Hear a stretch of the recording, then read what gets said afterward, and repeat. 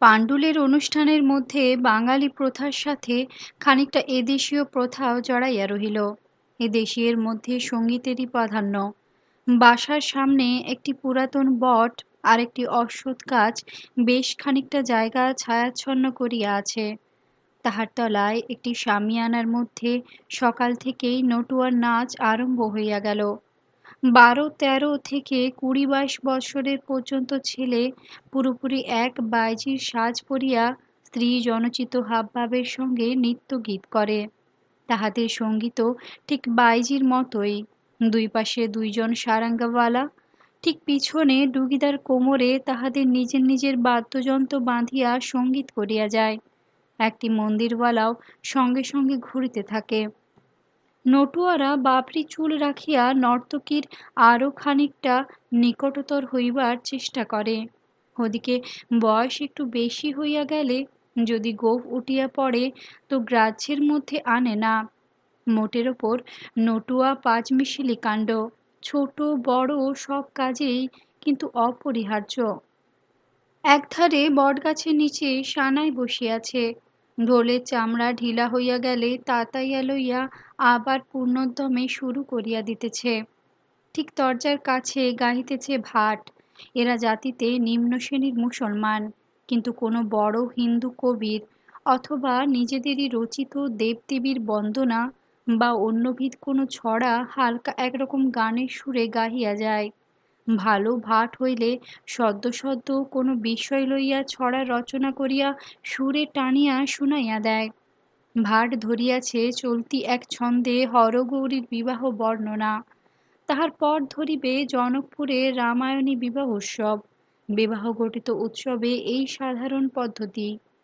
এরপর মেয়েদের গীত আছে। ভিন্ন ভিন্ন পাড়া থেকে ৭-৮ জন করিয়া দল বাঁধিয়া আসিতেছে। বাসার কাছে আসিয়া গলা জড়াজড়ি করিয়া গীত করিতে করিতে আস্তে আস্তে ভিতরে প্রবেশ করিতেছে। গান সমাপন করিয়া বধূ দেখিয়া নিজেদের মন্তব্য করিতেছে। তাহার পর ইচ্ছামতো যে যাহার বাড়ি ফিরিয়া যাইতেছে। ব্রাহ্মণ আছে, আবার ইতর জাতিরও মেয়ে আছে। ভিন্ন রকম সুরে সংঘর্ষে খুব যে একটা শ্রুতিরোচক কিছু হইতেছে এমন নয়, তবে যেভাবেই হোক সমস্ত পাড়াটাতে একটা সাড়া জাগাইয়া দিয়াছে। এরা উল্লাসটা একটু উদ্দামভাবে উপভোগ করিতে চায়। বড় মানুষের বাড়িতে উৎসবটা যদি এই আকারে না আসে তো নিন্দা হয়।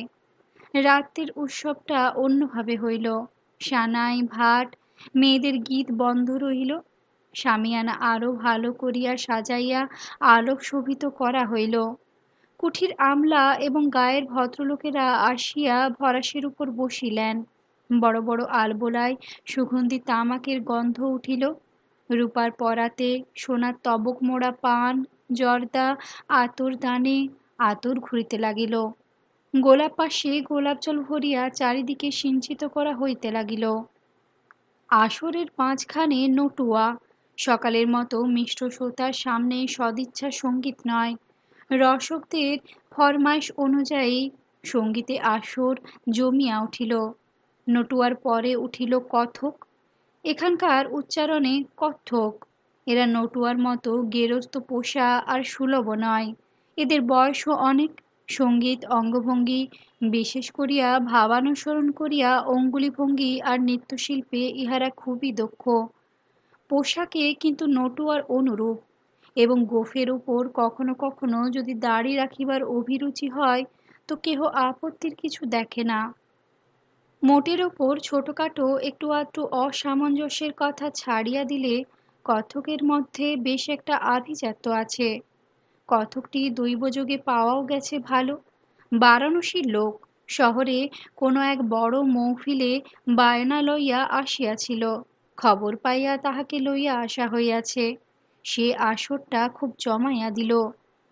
এই অবিরাম সঙ্গীতের পটভূমিকায় ভোজের আয়োজন হইতে লাগিল। সে এক বিরাট ব্যাপার। বৌভাতের মধ্যে যেটুকু শুদ্ধ বাঙালি অংশ সেটুকু নিতান্ত অকিঞ্চিৎকর। মাত্র ২-৩টি পরিবার লইয়া ব্যাপার, তাহাও দূরস্থিত অন্য কুঠি থেকে নিমন্ত্রণ করিয়া আনা। স্থানীয়দের জন্য আয়োজনটাই আসল। আয়োজনের মধ্যে সূক্ষ্মতা নাই, একদিন হইবে চিড়া দই, চিনি আর আচার, একদিন পুরি আর জিলেপি, গোটা দই তরকারি থাকিবে।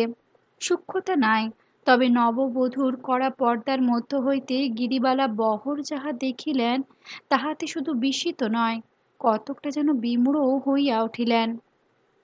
তাহার সেই ১৫ জনের জন্য ১ মণ চাউলের আন্দাজ সত্ত্বেও বস্তা বস্তা চিড়া, বস্তা বস্তা চিনি আসিয়া ভাড়ার ঘরে জমা হইতেছে।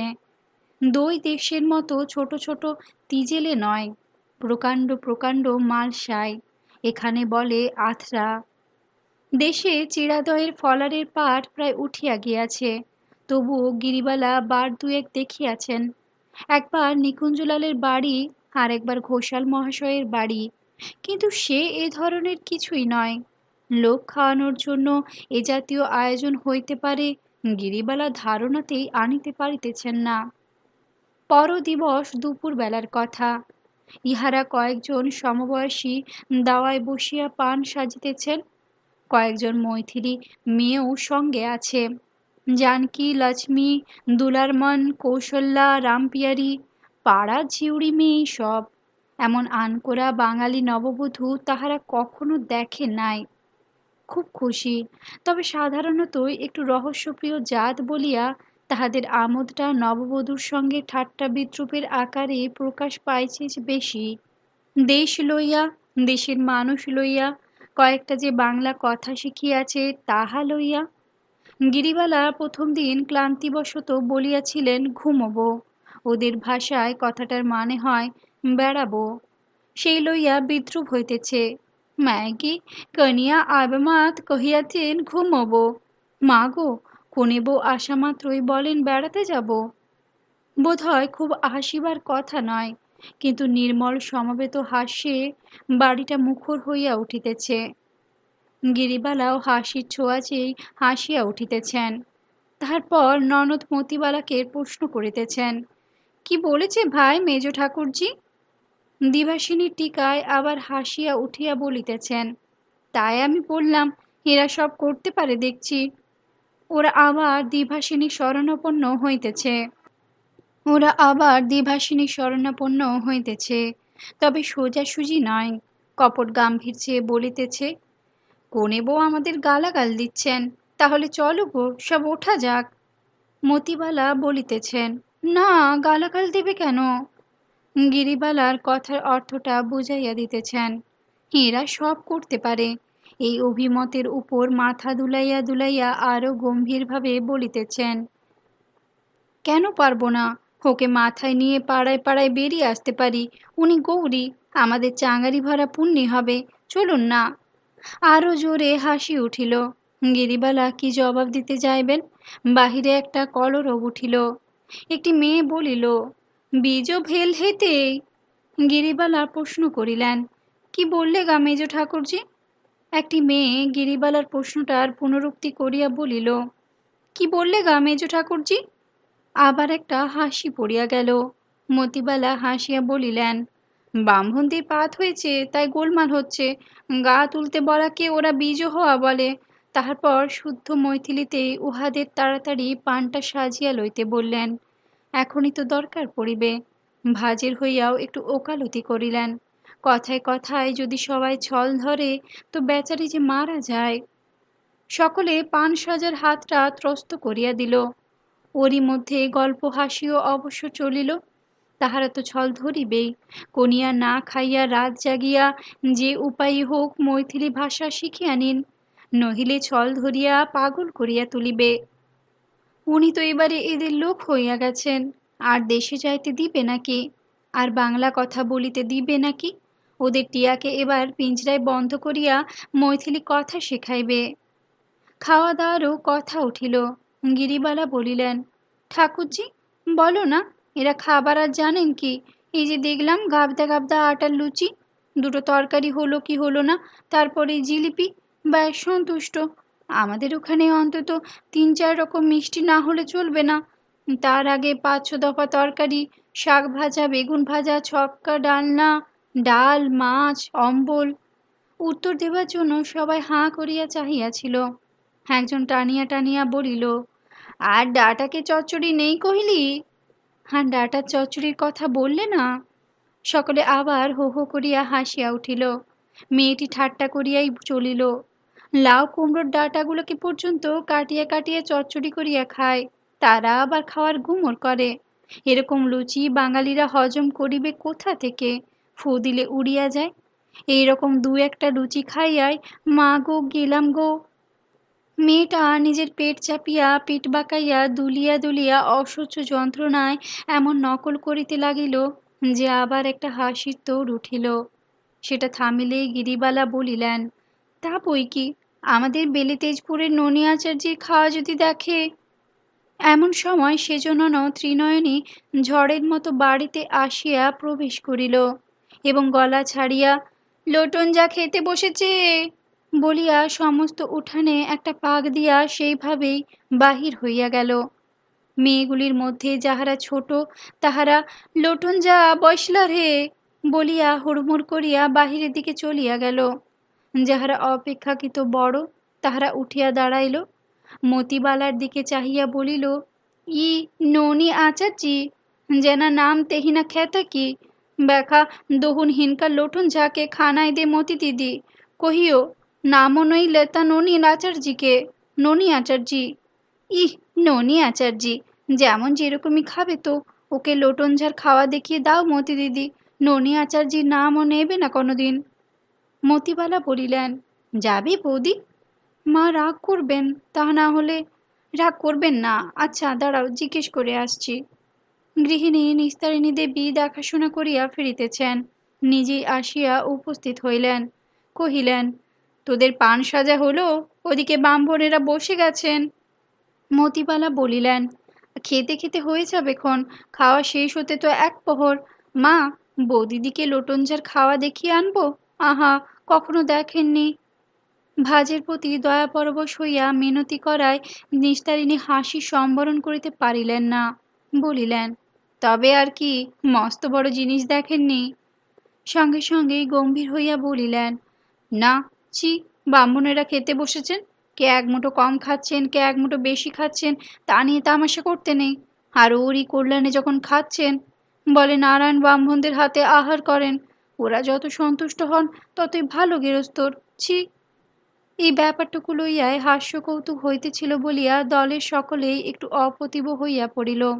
দুলারমন নামের মেয়েটি বলিল, কাকিমা তো নয় গো, বৌদিদি বলছিলেন ওর দেশে কে একজন ননি আচার্যি নাকি মস্ত বড় খাইয়ে আছে, তাই ওকে একবার লোটন ঝাঁকে দেখিয়ে দিতাম, কাউকে পাণ্ডুল ছাড়িয়ে যেতে দেব নাকি। নিস্তারিণী দেবী জানাইলেন, এখন তো পাণ্ডুলি ওর দেশ হলো, তোমাদের মতো উনিও পাণ্ডুল নিয়ে গোমর করবেন, তা বলে কি ব্রাহ্মণের খাওয়া নিয়ে রঙ্গ করে? খাইয়ে এক আধজন থাকে সব জায়গায়, আমাদের দেশে ছিল মুনকে রঘু, এক মনের কমে তার পেটই ভরত না। দুলার মন হো হো করিয়া হাসিয়া উঠিয়া বলিল, শাশুড়ি পুত্রবধূ এক হয়ে নিজের দেশকেই বাড়াচ্ছেন গো। সকলে সজোরে হাসিয়া উঠিলেন। নিস্তারিণী দেবী পর্যন্ত যোগ না দিয়া পারিলেন না। ঠিক এই সময় সেজ মেয়ে ত্রিনয়নী পূর্ববৎ সবেগে প্রবেশ করিল এবং সমস্ত উঠানটাতে পূর্ববতই একটা চক্র দিয়া জানাইয়া গেল, লুটন ঝাড় 500টা বোম্বাই আম হয়ে গেল। সকলে আরও উচ্চস্বরে হাসিয়া উঠিল। কৌশল্যা বলিল,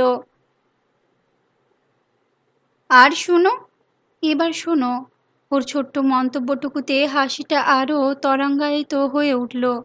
নিস্তারিণী যেন দলবৃদ্ধির জন্য প্রতিপক্ষের নিকট হার মানিয়া তাড়াতাড়ি সরিয়া পড়িলেন। বলিয়া গেলেন, মস্করা না করিয়া পানটা যেন তাড়াতাড়ি সাজিয়া ফেলে সবাই। নিস্তারিণী দেবী চলিয়া গেলে দুলার মন মুখটা ঝুঁকাইয়া গিরিবালার পানে চাইয়া বিজয়িনীর ভঙ্গিতে বলিল, শুনলি হে কনিয়া? শুনলে গো কোনে বউ, এবার পাণ্ডলেও তোমার ঘর বাড়ি হলো, তেজপুরের গোমত ছাড়ো। গিরিবালা হাসিয়া ননদকে বলিলেন, ওদেরও তো বিয়ে হয়ে গেছে মেজ ঠাকুরজি, জিজ্ঞেস করো তো ওরা পাণ্ডুলের গুমর নিয়ে পড়ে আছেন কেন? শ্বশুর বাড়িরই যশ গান না। অল্প স্বল্প বাংলা বোঝে, প্রসঙ্গ ধরিয়া কথাটা বুঝিতে আরও কষ্ট হইল না। দুলার মন সোজা হইয়া বসিয়া মাথা দুলাইয়া দুলাইয়া বলিল, বুঝেছি গো বুঝেছি, পাণ্ডুলের গুমর নিয়ে। পাণ্ডুল ছেড়ে কার যশ গাইব? সেও হাসিয়া উঠিল, এবং তাহার তর্কের ভঙ্গি দেখিয়া বাকি সকলেও হাসিয়া উঠিল। চণ্ডীচরণ আসিল, চোখ দুইটা বড় বড় করিয়া বলিল, উস বৌদি, আজ যদি সাধু থাকতো, ওরে বাসরে বলে তার দম ফুরিয়ে যেত। ভ্যাংচাইতে ভ্যাংচাইতে নিজের একটু অভ্যাস হয়ে গিয়াছে। ওরে বাসরে, লোটন ঝা বলিয়া আবার দৌড়াইয়া বাহিরে চলিয়া গেল। কাজের কটা দিন অল্প অল্প কাজে, তাহারই মধ্যে নতুন সঙ্গিনীদের সঙ্গে অল্প বিস্তর পরিচয়ে হাসি কৌতুকে কাটিয়া গেল। কাজের জের মিটিতে 2-3 দিন গেল। তাহার পর্ব নিত্যকার জীবন আরম্ভ হইল পাণ্ডুলের। গিরিবালার নতুন জীবন যেখানে আরম্ভ হইল, সে জায়গাটির মোটামুটি ধারণা করিয়া লওয়া দরকার। পাড়া গা হইলেও পাণ্ডুল বেশ বর্ধিষ্ণু স্থান। হে জীবনের কেন্দ্রস্থল নীলকুঠিটা। জায়গাটা মিথিলার একেবারে মাঝখানটিতে, তাই বিশেষ করিয়া ব্রাহ্মণ প্রধান হওয়ায় স্বভাবতই একটু পুরাতন ঘেঁষা। এরই মাঝে অতি আধুনিক যন্ত্রযুগের প্রতীক এই নীলকুঠি হঠাৎ কোন সময়ে ঠাঁই করিয়া লইয়া একটা মিশ্র সুরের অবতারণা করিয়াছে। টোলের সংস্কৃত চাপা দিয়া যখন কলের ভোঁ ওঠে, কিংবা ব্রাহ্মণপল্লীর মাঠ ভাঙিয়া পুকুরের পাড় হইয়া সাহেব মেমে ঘোড়া চড়িয়া হাওয়া খাওয়ার সঙ্গে সঙ্গে যখন তদারকে বাহির হয়, পুরাতন একটু চকিত হইয়া ওঠে, তবে গা সওয়া হইয়া আসিয়াছে। আর এই গা সওয়া হইয়াই পাণ্ডুলের বিশেষত্ব। এইখানে অন্যান্য স্থানের তুলনায় সে প্রগতিশীল, তাহার উপহাসেরও পাত্র, আবার হিংসারও পাত্র। পশ্চিম দিক দিয়া গ্রামে প্রবেশ করিতে একটা ছোট নদী পড়ে। ঠিক নদী বলা ভুল, নিজ মিথিলার প্রধান নদী কমলার একটা সুতি। স্থানীয় লোকেরা কিন্তু মর্যাদা কমাইতে চাহে না, কমলা নদী বলে। এর ধারে কয়েক বিঘা জায়গা লইয়া কুঠি, সাহেবের বাড়ি ও তৎসংলগ্ন বিস্তীর্ণ বাগান। বাড়ির স্থাপত্যে, বাগানের পরিকল্পনায়, কুঠির প্রাঙ্গণে কিছু কিছু অপরিচিত গাছের জন্য সমস্ত পরিবেশটুকুতে একটা বিদেশি ভাব আছে। মনে হয় ওদের নিজের দেশের ম্যানর হাউসকে দূর বিদেশে যতটা সম্ভব রূপায়িত করিবার চেষ্টা করিয়াছে। গ্রাম থেকে অল্প একটু দূরে কুঠিটাও নিজের আভিজাত্য লইয়া তফাতে আছে। গ্রামটাও বিস্ময় সংকান্বিত দৃষ্টিতে দূরে থেকে উহার পানে চাহিয়া আছে। কুঠির পরে জিরাত, অর্থাৎ খাস আবাদি বিঘা শতেকের এক চাকলা ক্ষেত বাদ দিয়া আমলাদের বাসা, সব মাটির। এক জেলা শহরে গোটা কতক বাড়ি। আর এখানে ওখানে নীলকুঠিয়ালদের আস্তানা ছাড়িয়া সে যুগে এ প্রান্তে কোঠাবাড়ির চলন ছিল না বলিলে অত্যুক্তি হয় না। কুঠির সর্বোচ্চ আমলা হিসেবে মধুসূদনের বাসার কতগুলো দেয়াল কাঁচা ইটের, সেইটা একটা বড় মস্ত বৈশিষ্ট্য সে যুগে। আমলাদের পেছনেই ব্রাহ্মণডুগি, অর্থাৎ ব্রাহ্মণ পাড়া, কৌশল্যা দুলার মন জানকীদের বাড়ি। মাঝে মাঝে কোথাও গয়লা পাড়া, দুসাদ পাড়া, কুর্মি ধানুক পাড়া, ক্ষেত, আমবাগান, আবার ব্রাহ্মণ পাড়া আরম্ভ হইয়া গেল। এরাই প্রধান এবং সংখ্যাধিক। জিরাতের বাঁ দিক ঘেঁষিয়া যে রাস্তাটা আমলাপাড়ায় প্রবেশ করিয়াছে, তাহারই এক পাশে, অর্থাৎ কুঠির সবচেয়ে নিকটে ছুতারপাড়া আর কামারপাড়া। কুঠির দৃষ্টিতে ওদের প্রয়োজনীয়তা খুব বেশি। যন্ত্রযুগে ওরা বিশ্বকর্মার প্রতিনিধি, তাই কুঠির জমিতে কুঠির তত্ত্বাবধানে আমলাদের পাশে ওদের বসতি। নদীর ধারে কুঠির পাশে হাতিশালা, তাহার পরেই হাট, এবং তাহার পরেই টানা বাজার চলিয়া গিয়াছে। মধুসূদনের বাসার সামনে পাশাপাশি দুইটা পুরানো গাছ, একটা বট, একটা অশ্বত্থ।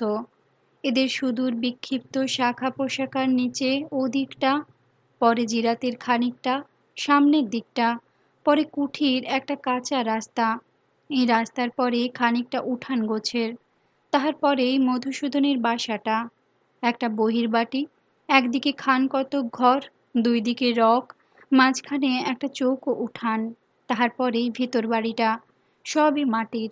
সে কথা আগেই বলা হইয়াছে। মাটির বাড়ির প্রসঙ্গে শৈলেনের একটা কথা মনে পড়িয়া যায়। ঠাকুরমার যখন অনেক বয়স, তাদের যুগের আর শৈলেনদের যুগের প্রভেদটা যখন নিরতিশয় স্পষ্ট হইয়া উঠিয়াছে, বিদ্রূপ ছলে বলিতেন, আমাদের সে সময় মাটির বাড়িতে সোনার মানুষ থাকতো, তোদের এ সময় দেখছি সোনার বাড়িতে মাটির মানুষ থাকে।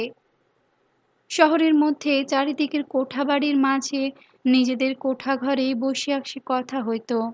শৈলেন অবশ্য ছাড়িত না, সম্পর্ক ধরিয়া বলিত, আর সে মাটির বাসায় ঠাকুরদাদা ছিলেন বলে তুমি একথা বলছো ঠাকুরমা? এখানেও যদি তিনি থাকতেন, এই তুমি বলতে আর সোনায় সোহাগা হয়েছে। ওটা হলো ঠাট্টার কথা। যখন ভাবে শৈলেন, তখন কি আর তাহার সন্দেহ থাকে ঠাকুরমার কথায়? কি আত্মকেন্দ্রিক মানুষের যুগ! নিজের স্বার্থের চারিদিকে পাক দিতে দিতে খর্ব হইয়া কোথায় যে মিশাইয়া যাইতেছে, তাহার কি কোনো হিসাব আছে? গিরিবালার শাশুড়ি নিস্তারিণী দেবী বনেদি ঘরের মেয়ে, জমিদার নয়, বনেদি ব্রাহ্মণ গৃহস্থ, যাদের মূল ধন ছিল পাণ্ডিত্য আর সম্বন্ধ ছিল যজমান সম্প্রদায়। ওদের বাড়িতে দোল দুর্গোৎসব ছিল, সদাব্রত পর্যন্ত ছিল। তাই নিস্তারিণী দেবীর চরিত্রের মেরুদণ্ড ছিল ধর্মনিষ্ঠা। দুইটি বংশের মধ্যেই এই দিক দিয়া একটা মিল ছিল। বোধ হয় নিস্তারিণী দেবীর দিকটা আরও একটু উজ্জ্বল ছিল। সে যুগের বাঙালির সাংবাৎসরিক পূজায়, দানে ধ্যানে। পাণ্ডুলির জীবনে দোল দুর্গোৎসব অবশ্য ছিল না। এদেশে সে যুগে প্রতিমা গড়িয়া মূর্তি পূজার প্রচলন অতটা ছিল না। তবে সদাব্রত গোছের একটা জিনিস নিস্তারিণী দেবী বজায় রাখিয়া গিয়াছিলেন। খাওয়ানোটা মধুসূদনের বাড়িতে একটা নিত্যকার ব্যাপার গোছেরই ছিল। নিস্তারিণী দেবী ক্ষীণাঙ্গী সুন্দরী, মুখে চোখে বুদ্ধির দীপ্তি মাখানো, কর্মচপল অথচ স্বল্পভাষিণী। ওর চরিত্রের মধ্যে দর্প আছে, কিন্তু গুমর নাই। বংশের যদি একটা নিজস্ব ধারা থাকে, তো সেটি যেন ওকে সর্বক্ষণ বেষ্টন করিয়া আছে। সন্তানের মধ্যে চারিটি কন্যা, দুই পুত্র। বিপিন বিহারী জ্যেষ্ঠ সন্তান, তাহার পরেই কন্যা বিরাজমোহিনী, তাহার কোলে চণ্ডীচরণ। গিরিবালা যখন এ বাড়িতে আসিলেন, তাহার বছর তিনেক পূর্বে বিরাজমোহিনীর বিবাহ হইয়া গিয়াছে। তিনি আসিয়াছেন, ভাজ বয়সে ছোট, অথচ সম্বন্ধে বড়। বিরাজমোহিনী তাহাকে লইয়া যেন একটু দোটানায় পড়িয়াছেন। আরও মুশকিল এই জন্য যে উনি একটু ঠাট্টা ভালোবাসেন, অথচ গম্ভীর মায়ের গাম্ভীর্যের চরিত্রটির মধ্যে পাইয়াছেন বলিতেছেন। এই রাগটা অবশ্য আমার দাদার উপরই বেশি হচ্ছে। উনি 2 বছর পরে জন্মালে এই গোল মিটে যেত, কিন্তু তা যখন হলো না, তুমি না হয় ওর দোষটা সামলে নিয়ে বছর 2-3 আগে জন্মাতে, তাহলে গুরু হলেও অন্তত সমবয়সী তো হতে পারতে। বিরাজমোহিনীর পরে মতিবালা, গিরিবালার চেয়ে বছর 2 ছোট, স্বভাবটি অত্যন্ত নরম।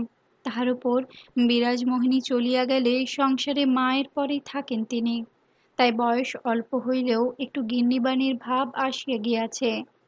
এখানে এ কথাটাও বলিয়া দেওয়া দরকার যে পাণ্ডুলে ও জিনিসটা মেয়েদের জীবনে 2 দিন আগেই আসে।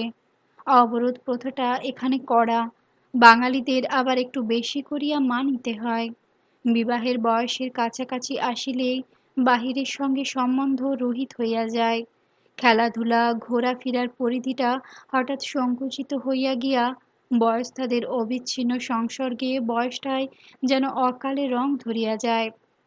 অবরোধ এক ধরনের কবর, তাই দুইটির মধ্যে অনেকটা মিল আছে।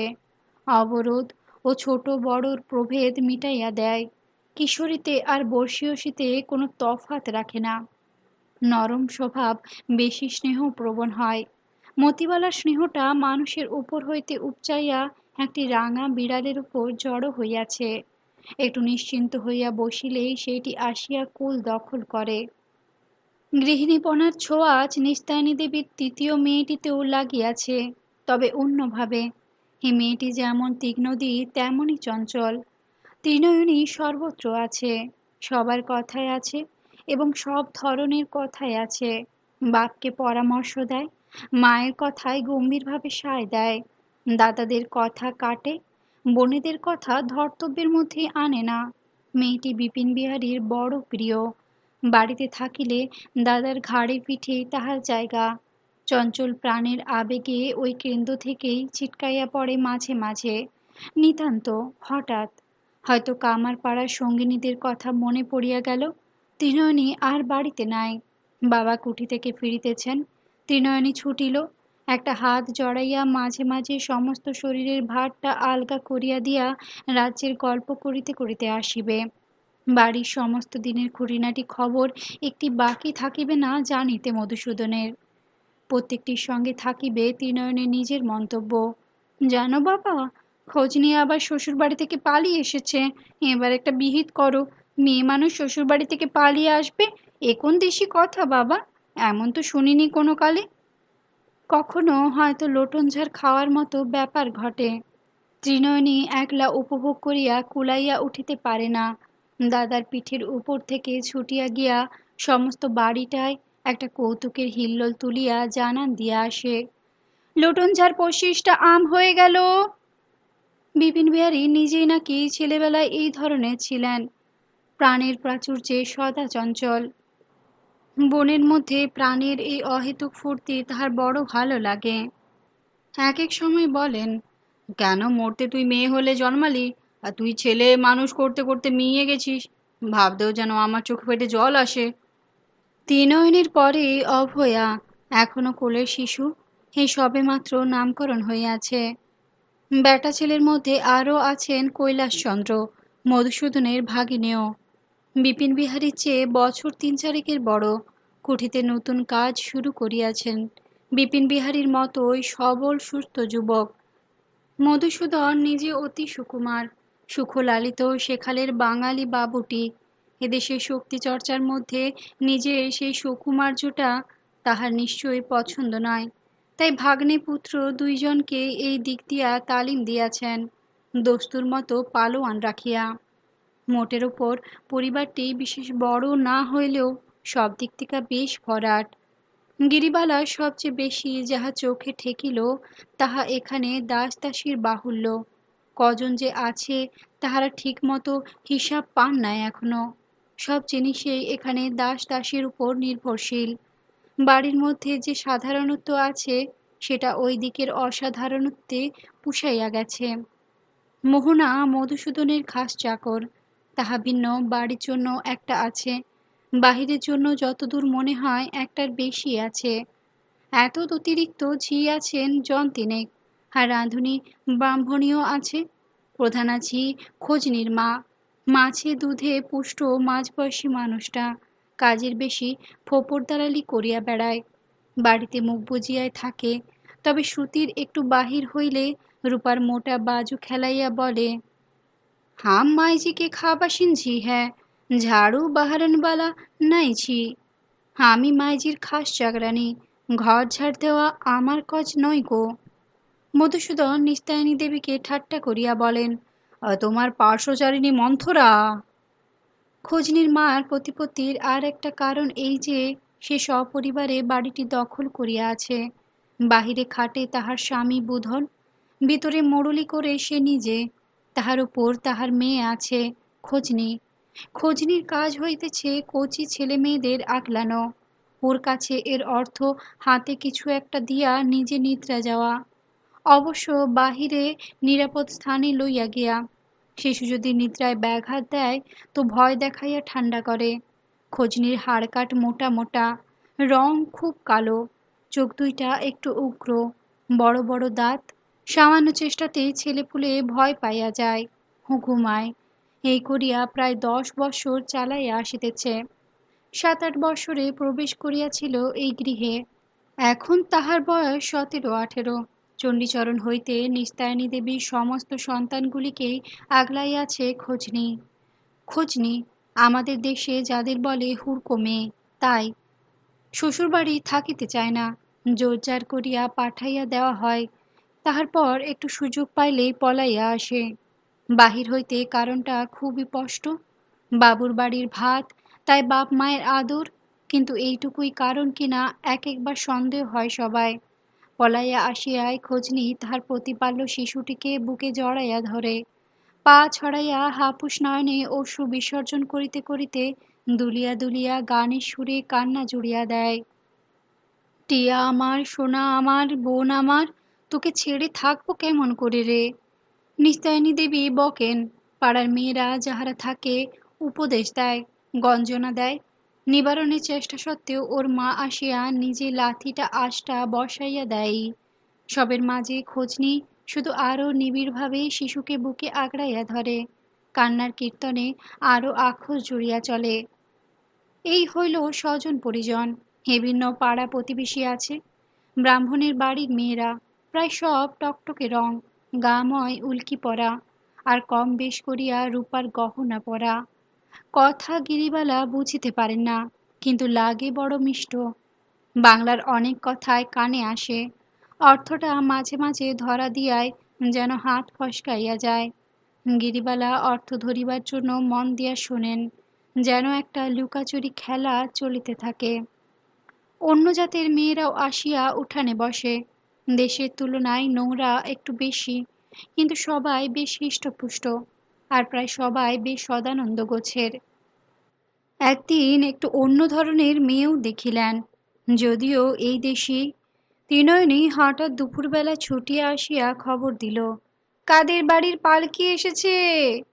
একটি বয়স্ক স্ত্রীলোক, একজন 25-26 বৎসরের, আর একজন 14-15 বৎসরের যুবতী আসিয়া প্রবেশ করিল। বেশভূষা অনেকটা আলাদা, গায়ে আনরাখা, কাপড় পরার ঢংটাও একটু অন্য রকম।